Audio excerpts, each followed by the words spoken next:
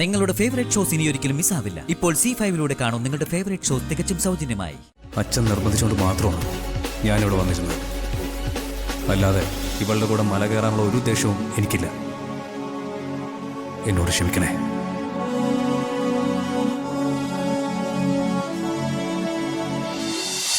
പക്ഷെ കുട്ടിയുടെ കാര്യത്തിൽ ഒരു പ്രശ്നം കൂടിയുണ്ട്.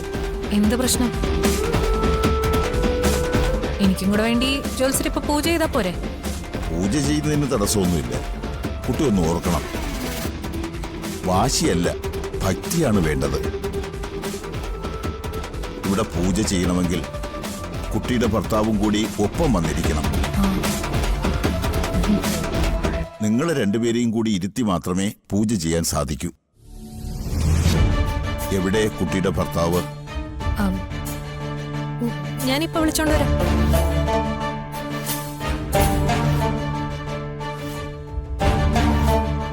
ഇനി നിങ്ങൾ രണ്ടുപേരും പ്രാർത്ഥിച്ചിട്ട് എഴുന്നേറ്റുള്ളൂ.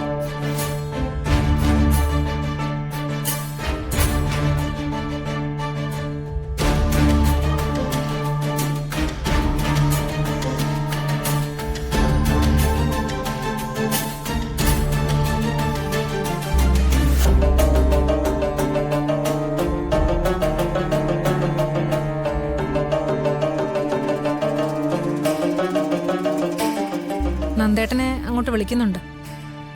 ആര്? ആ ജോത്സ്യൻ. എന്തിന്?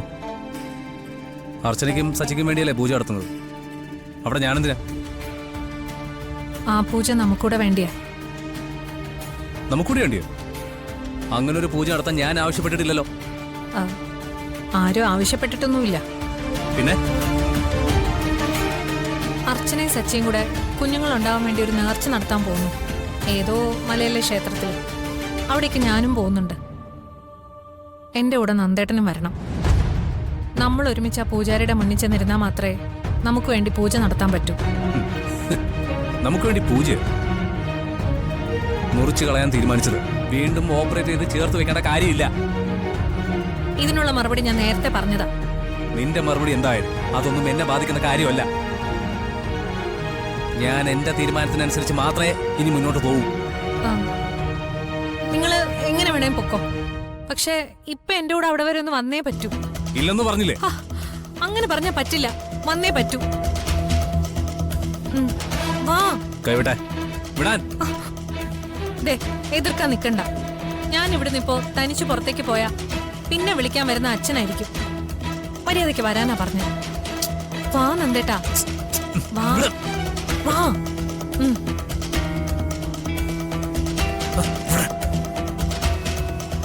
ആ നന്ദ, നീയും അവന്തികയും കൂടെ ഈ പൂജയിൽ പങ്കെടുക്കണം. അതെന്തിനാ ഞാൻ പങ്കെടുക്കുന്നത്? സച്ചിക്കും അർച്ചനയ്ക്കും വേണ്ടിയല്ലേ പൂജ നടത്തുന്നത്. അവരല്ലേ ക്ഷേത്രത്തിൽ നേർച്ചയും വഴിപാടും കഴിക്കാൻ പോകുന്നത്. അവര് മാത്രമല്ല പോകുന്നത്, നമ്മൾ രണ്ടും കൂടെ പോകുന്നുണ്ട്. നമ്മളോ?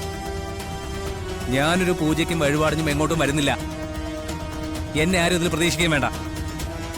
അത് പറ്റില്ല, നീയും ഇവരുടെ കൂടെ പോയേ പറ്റൂ.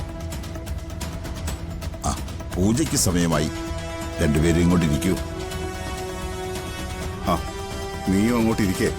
ആദ്യം പൂജ നടക്കട്ടെ, ബാക്കിയൊക്കെ പിന്നെ തീരുമാനിക്കാം. ഇരിക്കേ. വാ നന്ദേട്ടാ.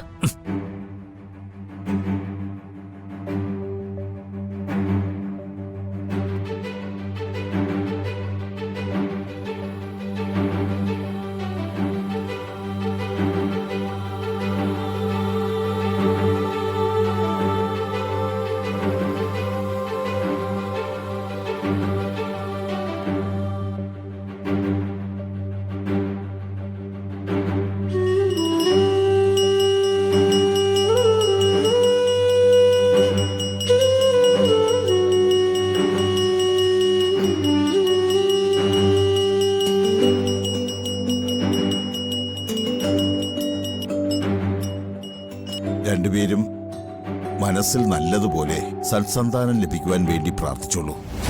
പ്രാർത്ഥിക്കേ.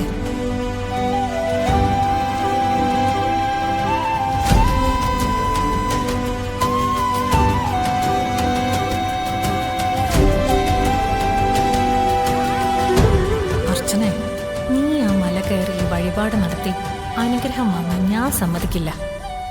നിന്നേക്കാൾ മുമ്പേ ഞാൻ അവിടെ എത്തും, ആ പൂജയിൽ പങ്കെടുക്കും. നിനക്ക് പകരം ആ അനുഗ്രഹം ഞാൻ നേടും. എന്ത് വില കൊടുത്തും നീ അവിടെ എത്തുന്നത് ഞാൻ തടഞ്ഞിരിക്കും.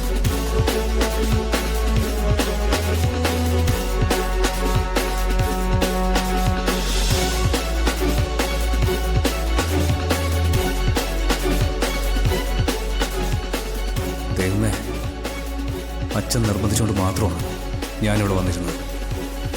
അല്ലാതെ ഇവളുടെ കൂടെ മല കയറാനുള്ള ഒരു ഉദ്ദേശവും എനിക്കില്ല. എന്നോട് ക്ഷമിക്കണേ.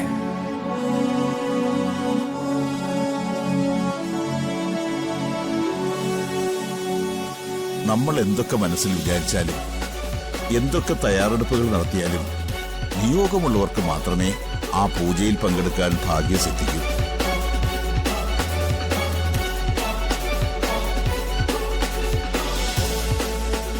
രണ്ടുപേരും മഹാദേവനെയും പാർവതീദേവിയെയും മനസ്സിൽ ധ്യാനിച്ച് ഒരിക്കൽ കൂടി പ്രാർത്ഥിച്ചിട്ട് എഴുന്നേറ്റുള്ളൂ.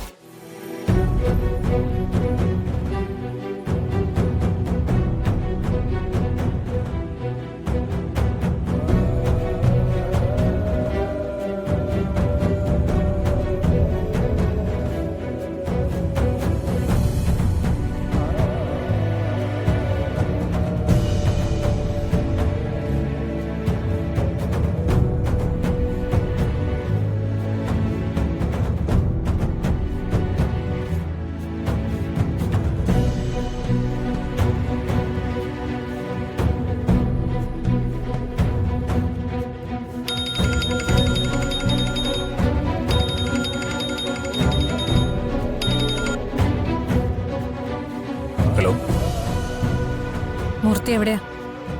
ഞാനിവിടെ ഒരു ആവശ്യത്തിന് വന്നതാ. ഒരാളെ കാണാനുണ്ട്. എനിക്ക് വളരെ അത്യാവശ്യമുള്ളൊരു കാര്യം പറയാനുണ്ട്. പറയ്.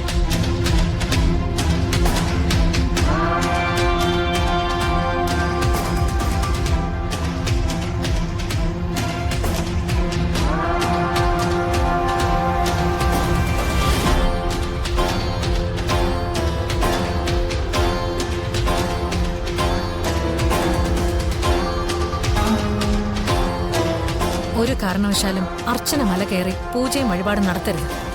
മലമുകളിലുള്ള ആ ക്ഷേത്രത്തെക്കുറിച്ച് ഞാനും കേട്ടിട്ടുണ്ട്. സ്ത്രീകൾക്ക് ആ മല കയറുന്നത് വളരെ പ്രയാസമാണ്. നമ്മൾ ഒന്നും ചെയ്തില്ലെങ്കിൽ തന്നെ അവർക്ക് ആ മല കയറി പൂജ നടത്തി പോരാൻ പറ്റുമെന്ന് എനിക്ക് തോന്നുന്നില്ല. മണ്ടത്തരം പറയാതെ മൂർത്തി, വല്ലാത്തൊരു ഭാഗ്യമുള്ള ജാതകം അവളുടേത്. ഏത് പ്രതിസന്ധിയിലും അവളെ പിടിച്ചു കയറ്റാൻ ആരെങ്കിലും വരും. തോൽവിയുടെ ഏറ്റവും അവസാന നിമിഷം ജയിക്കാനുള്ളൊരു കച്ചിത്തുരുമ്പ് അവൾക്ക് കിട്ടും. അതിൽ പിടിച്ചവൾ കയറുകയും ചെയ്യും. അതിവിടെ ഉണ്ടാവാൻ പാടില്ല. എന്റെ കയ്യിലൊരു ടീമുണ്ട്, ഒരു തമിഴൻ. ഡൗൺലോഡ് ചെയ്യൂ C5 ആപ്പ്. കാണൂ എല്ലാ എപ്പിസോഡുകളും സൗജന്യമായി.